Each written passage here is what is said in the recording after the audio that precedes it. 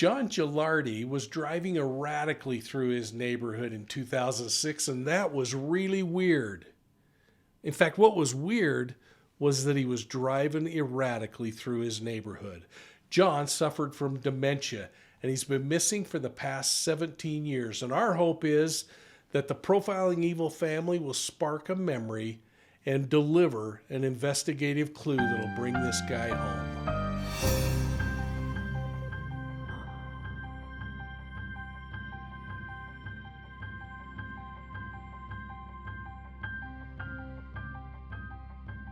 Hey folks, welcome to Profiling Evil and this missing person episode.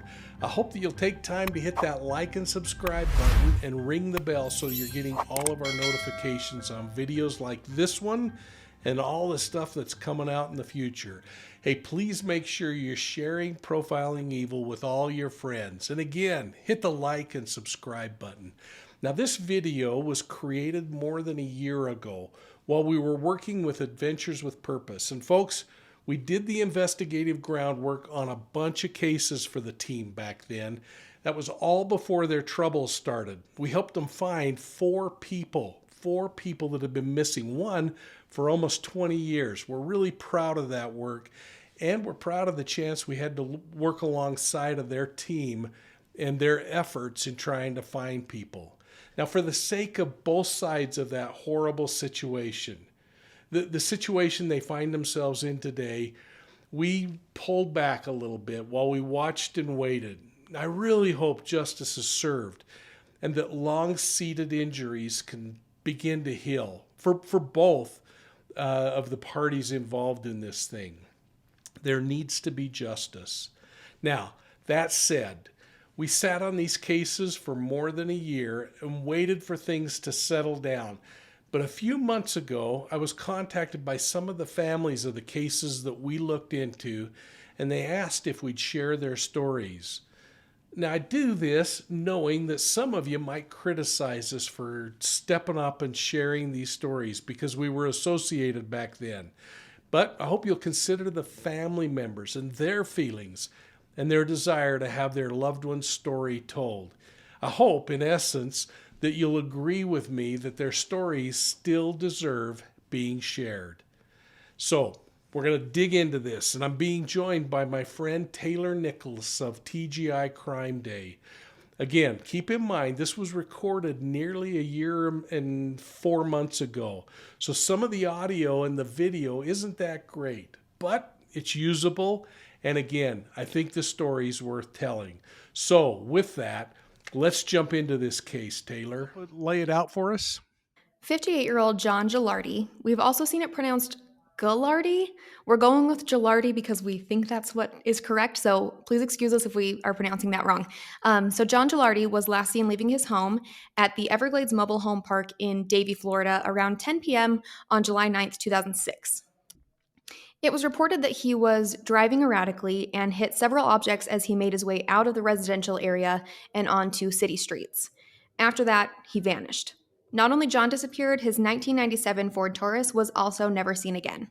You know, hey Taylor, I got a question. Do we have any idea what he hit? I mean, was this like he was hitting mailbox posts or cars, or do we have any indication of what it was? Was it something that seemed purposeful, or was it just that he wasn't in control? Unfortunately, I'm not sure. There wasn't any specific information that said what he hit. It just said several objects, and that's all that I saw. It seems like it couldn't have been anything too big. Otherwise, there would have been property damage or at least damage to his car. And I don't think that there was anything like that we know of. Yeah, it's interesting. Okay. So, Mike, I have poured over every public record I could find, and I discovered a few interesting things that I'd like to get your take on. The most important thing I uncovered is that John Gelardi was suffering from dementia.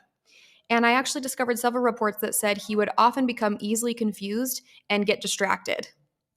That is such a tough thing for families and, of course, for the individual. Imagine how frightening that is for the individual to know that you have started losing those abilities to understand where you are, what you're doing. Back then, I know that today there are silver alerts for these kinds of situations. And I saw online that silver alerts are for anybody that's over the age of 65. Now, is that what your understanding is? Yes, I saw the same thing. As far as silver alerts, there are definitely silver alerts that were available, but it was kind of the age of 65 was the general age range that they would go to. I'm not sure. Sometimes it seems like they would lower that in a case where dementia was at play, but I didn't see anything about a silver alert being put out at that time. It's been a long time since I dealt with silver alerts personally. In fact, these things really only came into use about the same time that this guy was disappearing. As I went back and looked online, it was the first silver alert was 2006, but it was in the state of Oh, wow. Oklahoma.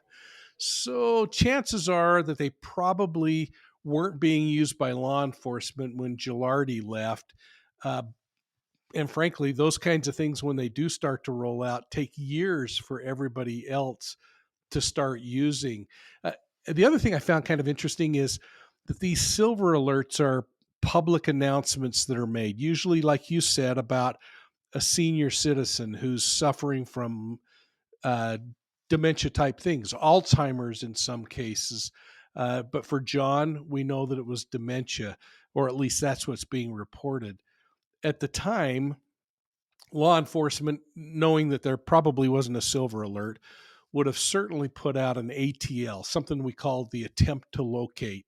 And it's a verbal notice to every police officer in the surrounding area. And they'd be saying, we're looking for this car. And frankly, if this guy was bumping into mailboxes and cars, they were probably right on the radio saying, look out for this car. Because at that point, law enforcement doesn't know if they're intoxicated, but they do know that this person's a risk to the public if they're doing that coming out of their neighborhood.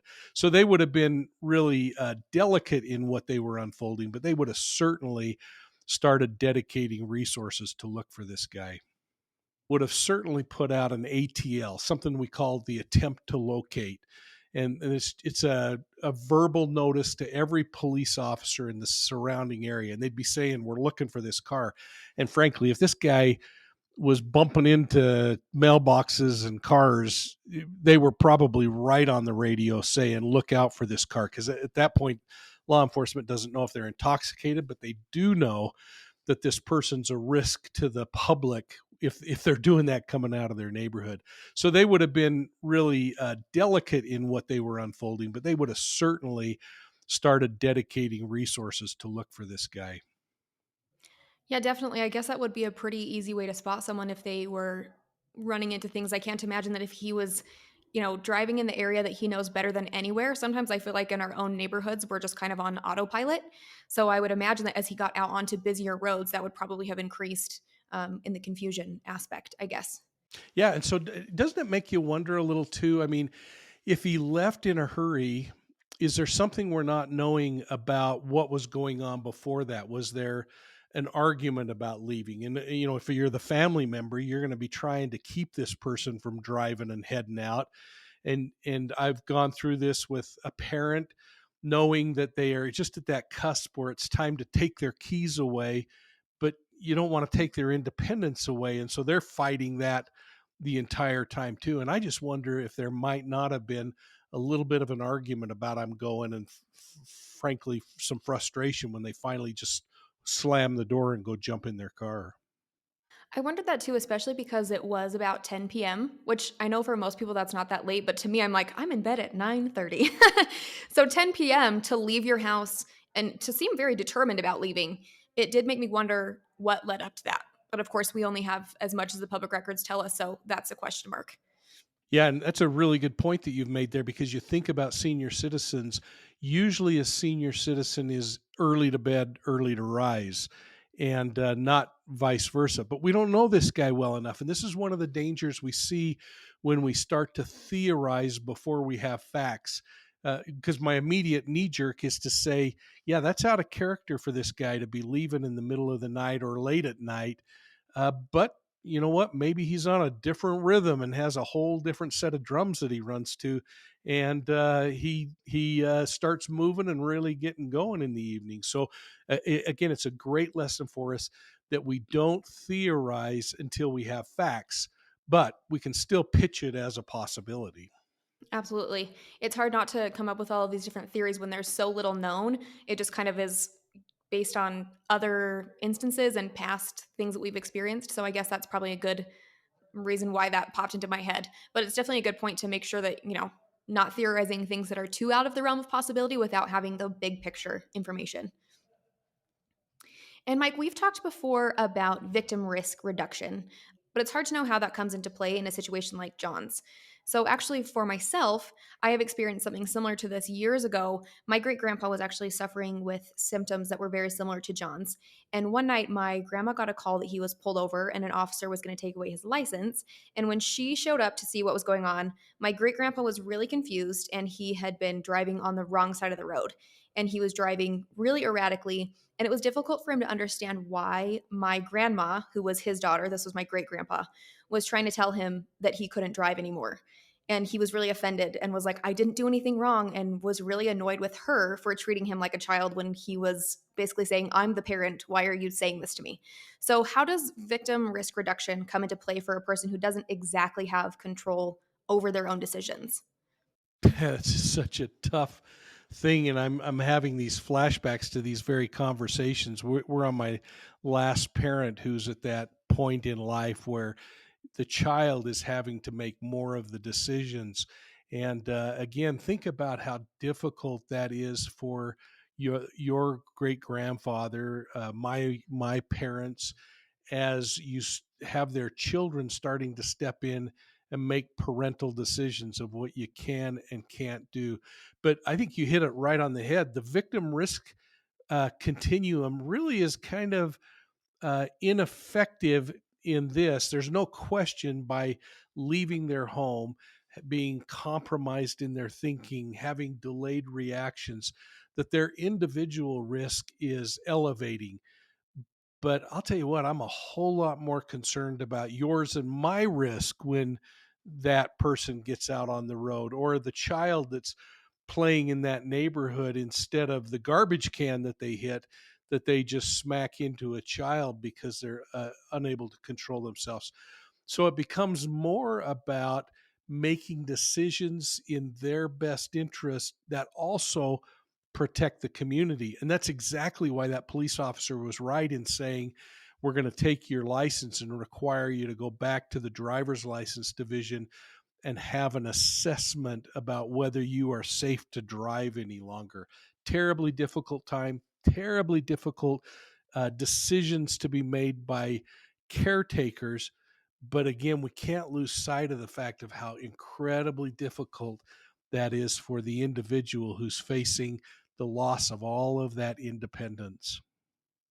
Absolutely. I feel like it's interesting to kind of watch that go because because obviously when you are young and excited about learning to drive and it's getting all of this independence and you're gaining all of this trust from your family to be able to go and drive around and do what you want, and then suddenly it's like you hit a point in your life where all of a sudden you no longer are able to do that when you've been doing it for decades. And to have, especially for your child, to have to step in, like I think there's a lot of um maybe embarrassment there that doesn't, it's one of those things that they shouldn't feel embarrassed about it because it's just the way that things naturally go sometimes. But it's really hard to explain to someone, you didn't do anything wrong, it's okay, we just can't have you driving anymore. I think that it's one of those things to take that away. It just feels like an embarrassment, kind of.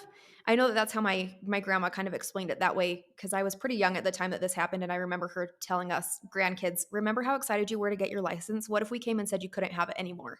And we all just, I mean, the shock, we could never imagine not being able to drive anymore. So I think that that is a really interesting way to look at it, that it's really difficult for that person to comprehend having that taken away.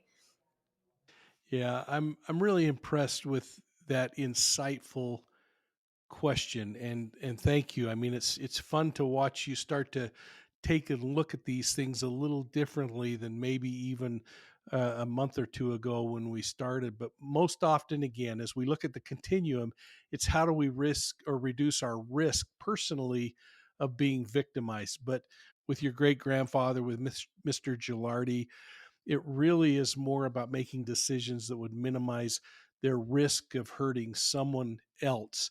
And it's this is the place that loved ones have to step in. Sometimes the government step in.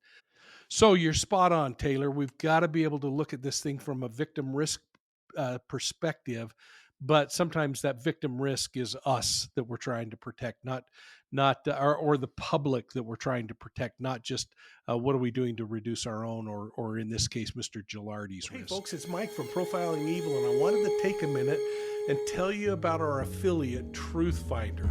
It's a company that I've been using for a couple of years to research cases and individuals. Now, Truthfinder uses publicly available information, but it brings it together in a way that provides answers quickly and concisely. You can use Truthfinder to check out your new babysitter, or maybe that new love in your life, or just to find somebody you haven't seen for an awfully long time. Truthfinder provides these comprehensive background reports, telephone reports, email reports, and even location information. So when you go in and examine the information in their search results, you're going to find personal information, contact information, and places where your target has lived, not only historically, but currently. Now, all this can seem really overwhelming and maybe a little invasive to you. So I want to make sure you understand all of the information is publicly available information. Truthfinder just has an algorithm that brings it all together in a way that makes it a whole lot easier to access. Now, Truthfinder is an affiliate, which means we get a tiny commission when you sign up. It's about enough to buy a Diet Dr. Pepper, frankly. But I want you to know that I use it every single day, and I hope that you'll take a moment and sign up with them. I've given you a discount code, and it's down in the link below, so make sure you grab it. EVIL10. And remember, you can cancel this thing at any time. Now, I hope you'll give them a try, but before you do, let's just jump back into today's discussion. So, Mike, if the public records are accurate, it looks like John had a few encounters with law enforcement, including cocaine trafficking charges. These cocaine charges were from 1989. There weren't any charges close to his disappearance in 2006 that we know of. And I did some invest Googling and found multiple sources that link drug abuse, specifically cocaine, to neurodegenerative diseases. Recent studies have actually shown that excessive cocaine use can lead to iron buildup within the body, and that causes cell death, similar to how cells die in Alzheimer patients. A quote from the Ranch Creek Recovery website says, quote, cocaine Cocaine use potentially increases the risk of developing certain brain conditions or impairments, such as loss of memory and judgment later in life. MRI scans of the brain indicate that cocaine is associated with structural and functional changes to the brain, both of which lead to an increased risk of dementia. End quote. I also found that the average age for the onset of dementia is 83 years old, and John was only 58 at the time he went missing. Obviously, neither of us are doctors, so this is just a theory again. But do you think it's possible that there could be some connection here? Well, like you, I think it's certainly possible. I mean, something happened that accelerated the dementia that John was struggling with. They say that dementia is often compared to Alzheimer's. And by the way, folks, we are not experts in dementia or Alzheimer's. We've just done a little searching online to get some information to kind of help you jump through these hoops rather than have to go out and look at that yourself. But we would encourage reading up on it because there is so much information out there. And in some cases, it's counter intuitive to what you might be thinking. Now, dementia is often compared to Alzheimer's, but all the research I saw proves that it's different. But the thing that's really important in this case is the fact that John had dementia. And that was supported by some of the behaviors that we've been reading about as we studied, namely the sudden departure where he struck items and drove off erratically. They say that dementia sufferers have a difficult time remembering things, making decisions, or controlling their emotions. So I guess I want to go back to ground zero. What do we know about the area where this guy lived? So, as I looked into Davie, Florida, it seems like a really beautiful place to settle down. The Davie City website says at the top, "Welcome to Cowboy Town, USA," which I think speaks for itself of their kind of culture that they have. I saw that they have a lot of really beautiful hiking trails and golf courses, and even a museum or two that kind of shows the history of their town, which I love. One thing I Yeah, I would have never put a cowboy town in Florida, so that's really interesting to hear about this. Definitely, and that was one of the things that they had on the top of their website, that they were kind of, boasting about how beautiful their kind of country setting was in the middle of Florida, which I think is so great. Um, so one of the things I noticed while looking closer at where John lived is that there are multiple ponds and smaller bodies of water that are really close to the mobile home park. Like we talked about before, John left his home around 10 p.m., so it was definitely dark at that time. Do you think it's possible that he could have driven into one of these ponds or bodies of water without realizing it was there? If the diagnosis was correct, I think it's absolutely a possibility. But even just based on his age of 58, I know that it started getting a little more difficult to see well at night. I now wear glasses at night when I'm driving just to have a little crisper vision. And I remember watching parents and in-laws going through the loss of vision at night. So you start adding all of these factors about what's going on with his age and regular aging processes, the dementia, the erratic driving, if he's angry, all of these things start to say there's no question he could have been impaired in his judgment.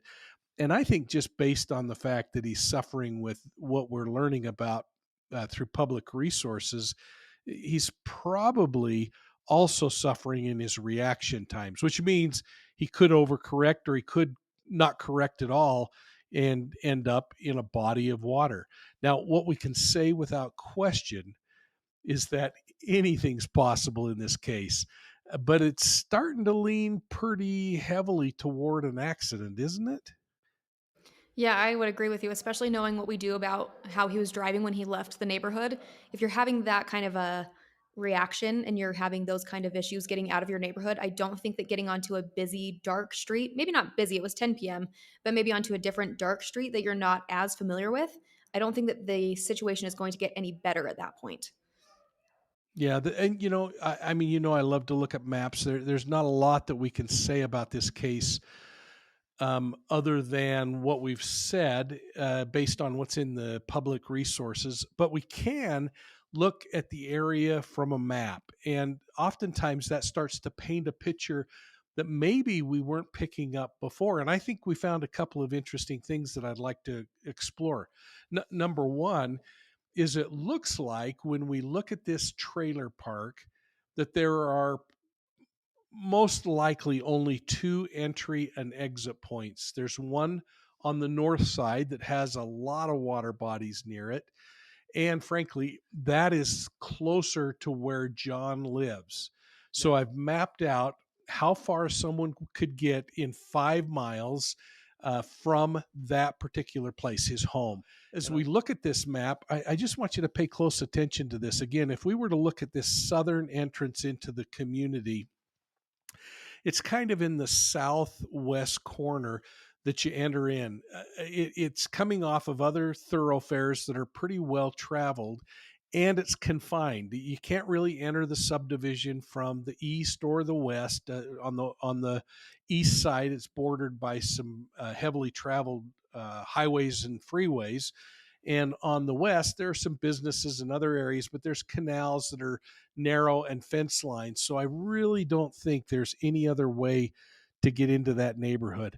And it just doesn't seem to make sense when I try to look at how do I get from John's house to the freeway or to a shopping area or something else, that he would work his way through the subdivision and out that southern gate. So it kind of puts us back to the north. And that opens a lot of possibility. And as we look at the map, and what we're going to do here is change the color of the ponds from blue or brown in many cases in this aerial imagery. We're going to change it to red to just make it really stand out how many water bodies. This is going to boil down to how deep are those water bodies? Are they just overflow escapement ponds where there's just a shallow area and it's short term, or is this thing deep and is it capable of swallowing up a vehicle?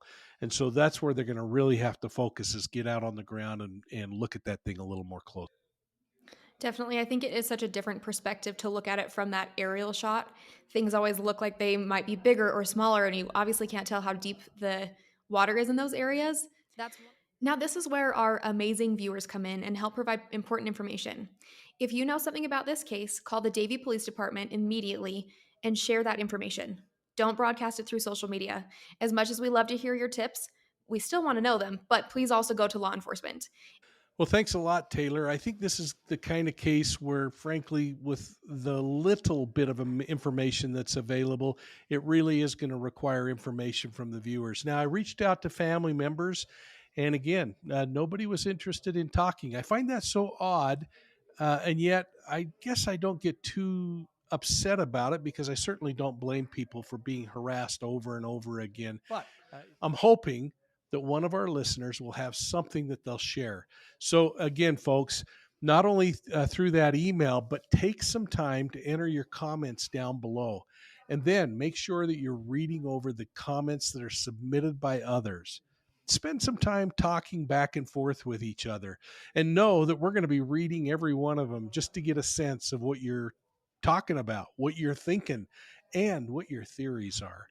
This is the kind of case where you might have the answer that brings John Gelardi home. And again, we're going to be reading over all those comments. Well, there you go, folks. Please enter your thoughts below. And if you know anything about the mysterious disappearance of John Gelardi, please reach out to law enforcement immediately. Please hit that like and subscribe button and ring the bell. And I hope you'll consider sharing our channel with your friends. In addition, I hope you'll join our channel memberships. My favorite is the Academy level. And please make sure you're checking out Profiling Evil on your favorite podcast platform. Please visit our website at profilingevil.com and check out our books and all of our swag there, and sign up for our digital newsletter. It's called the B.O.L.O, and that stands for Be on the Lookout. We only send it out a couple of times a year, and I think you'll enjoy being on it. And we're never going to share your contact information with anybody. We're only asking for you to put your email address in there. So make sure you're checking us out on Facebook, Instagram, YouTube, and Twitter. And thanks for supporting Profiling Evil, everyone. We'll see you soon at the next crime scene.